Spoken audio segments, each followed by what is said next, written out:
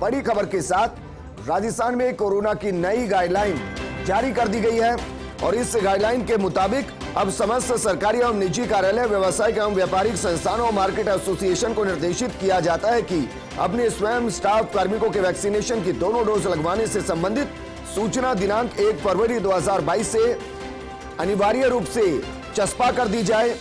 उल्लंघन पाए जाने पर संबंधित संस्थानों के संचालकों, मार्केट एसोसिएशन के विरुद्ध प्रशासन द्वारा नियमानुसार कार्रवाई सुनिश्चित की जाएगी।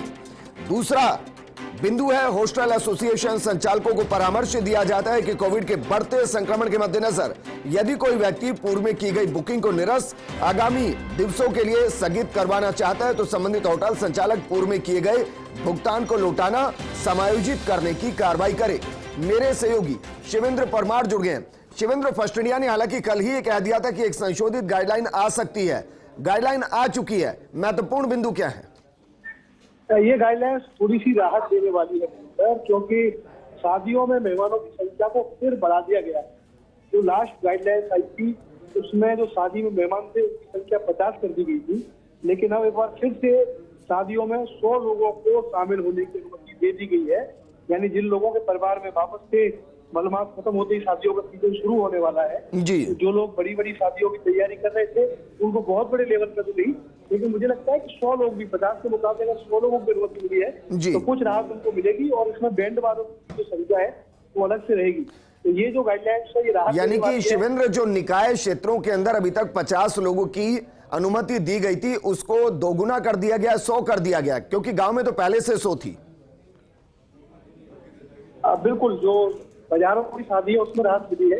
और एक और जो महत्वपूर्ण बिंदु है विजेंद्र इस गाइडलाइंस का, जैसा मैंने कहा कि राहत देने वाली गाइडलाइंस है कि जो वीकेंड कर्फ्यू है वो ग्रामीण इलाकों में लागू नहीं रहेगा।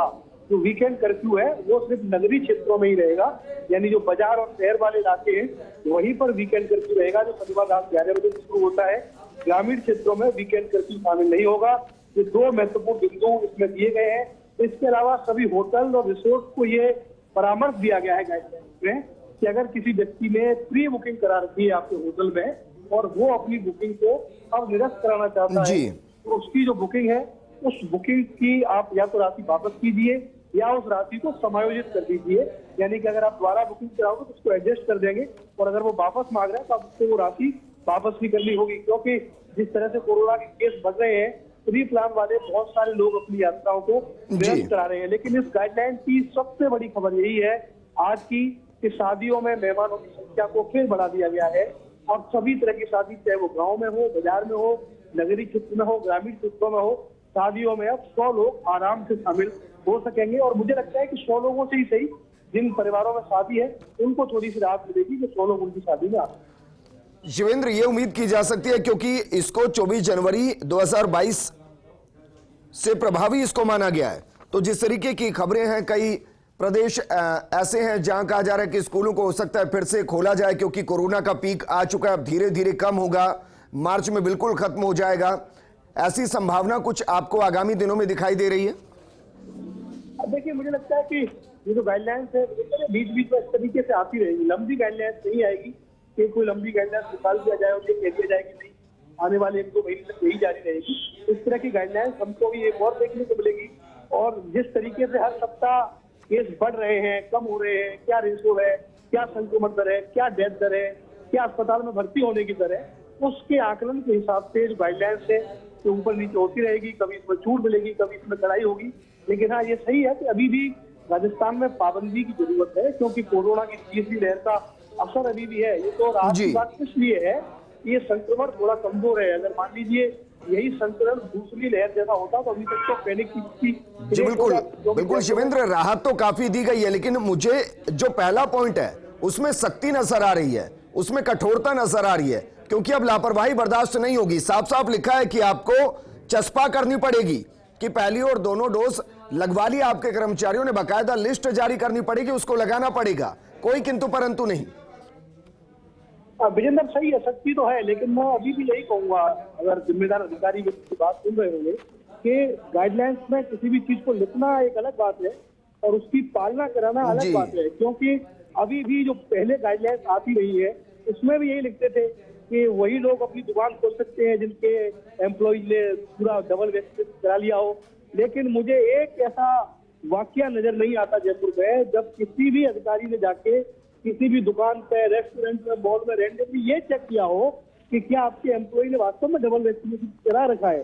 तो मुझे लगता है कि गाइडलाइंस में लिखा जरूर है कि चश्मा करें, अब लेकिन कैसे इसकी पालना करेगा, कौन इस पर जुर्माना करेगा, कैसे इसको सख्ती से इसकी पालना कराई जाएगी, ये देखने वाली बात जरूर होगी।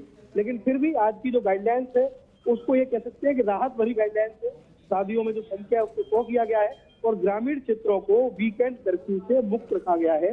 यानी कि जो वीकेंड अब आने वाला है, तो रविवार के दिन जब देखते हैं कि कर्फ्यू का माहौल रहता है, वो ग्रामीण इलाकों में देखने को नहीं।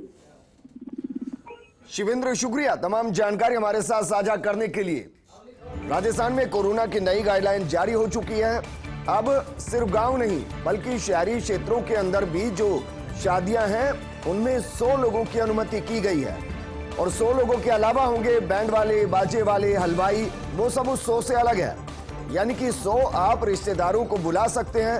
ये थोड़ी राहत जरूर है क्योंकि अब सावे शुरू होंगे और लोग बड़ी प्लानिंग के साथ चलते हैं। अब उनको नाराज किसी को नहीं करना है। 100 संख्या है, लेकिन ये जिम्मेदारी सबकी है कि जब इतनी संख्या में लोग शादी में आए तो ये जरूर सुनिश्चित कर दे कि हर कोई मास्क लगाए, सैनिटाइजर का इस्तेमाल करे।